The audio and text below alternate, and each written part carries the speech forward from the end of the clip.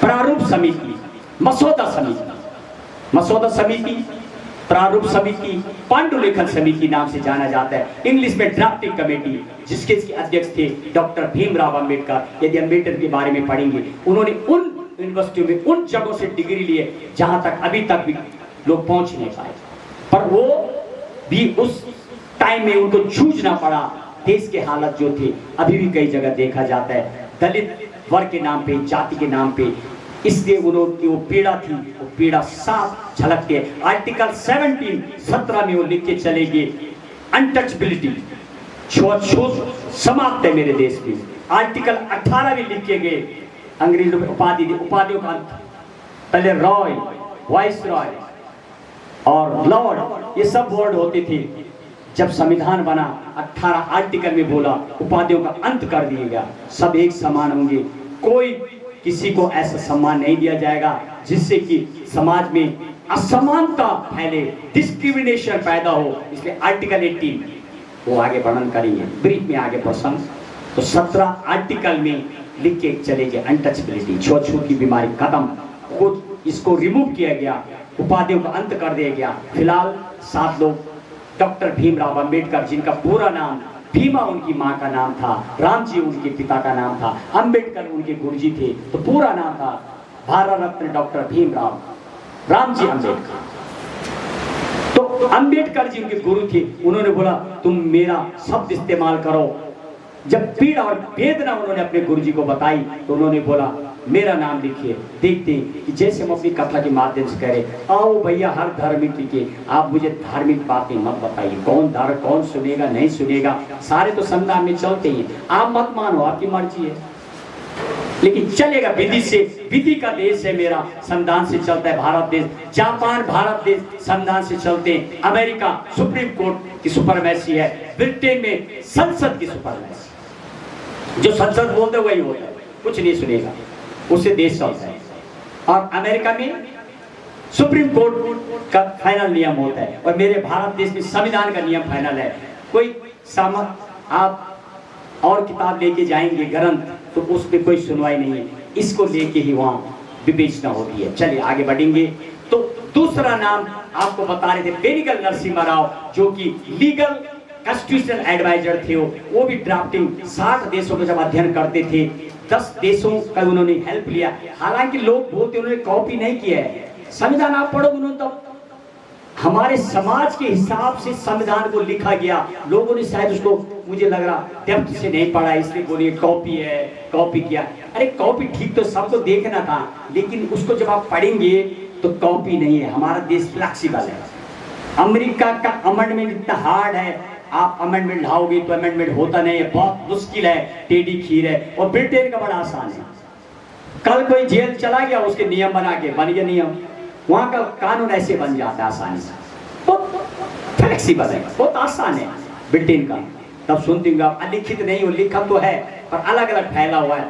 2 type के संविधान हैं, तो लिखित तो है पर अलग अलग पेज है, और राष्ट्रों के लिखे हुए जैसे हमारा है।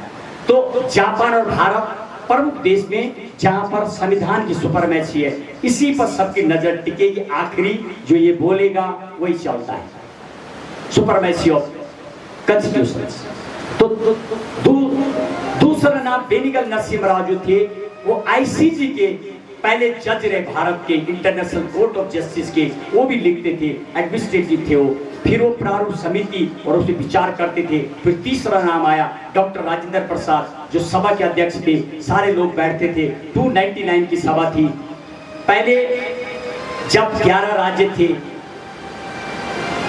4 जिस तरीके से यूनियन टेरिटोरियल थी ऐसे थे। 389 थी पहली सभा। जब पाकिस्तान इंडिया डिवाइडेड हो गया तो फिर 299 की हो गई, पहले 389 की थी, उस पर लेटर ऑन चर्चा करेंगे।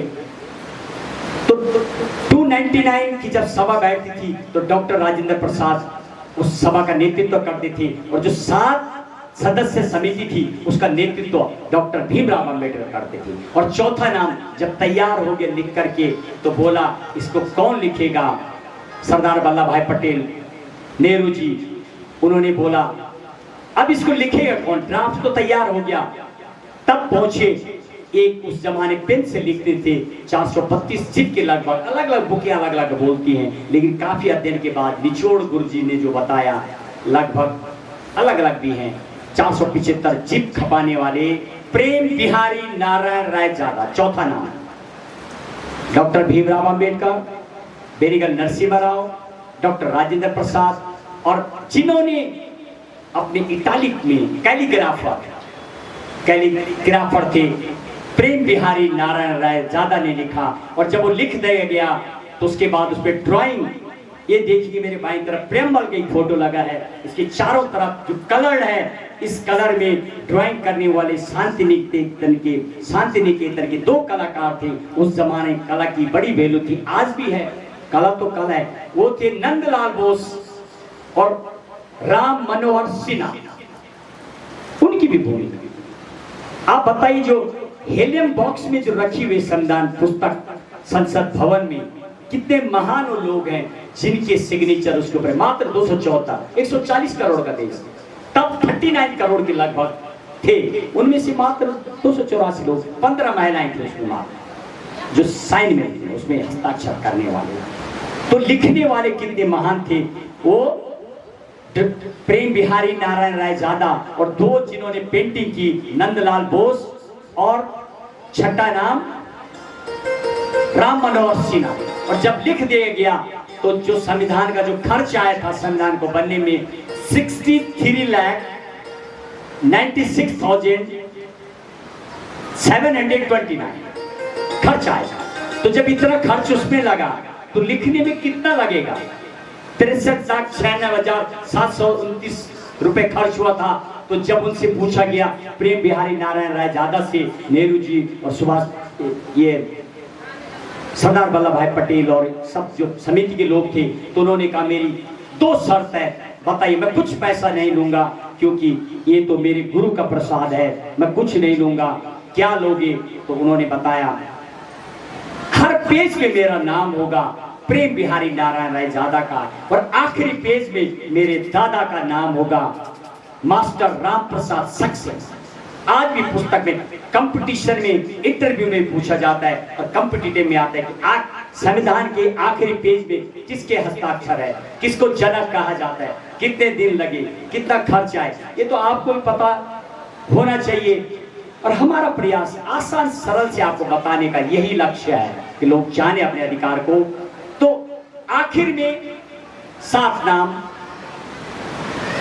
डॉक्टर भीमराव अंबेडकर, बेनीगल नरसिम्हा राव, और तीसरा नाम डॉक्टर राजेंद्र प्रसाद, चौथा नाम प्रेम बिहारी नारायण राय जादा, 5वां नाम नंदलाल बोस और राम मनोहर सिन्हा, और छठा नाम, 7वां नाम मास्टर राम प्रसाद सक्सेना, दादा का नाम उन्होंने लिख दिया।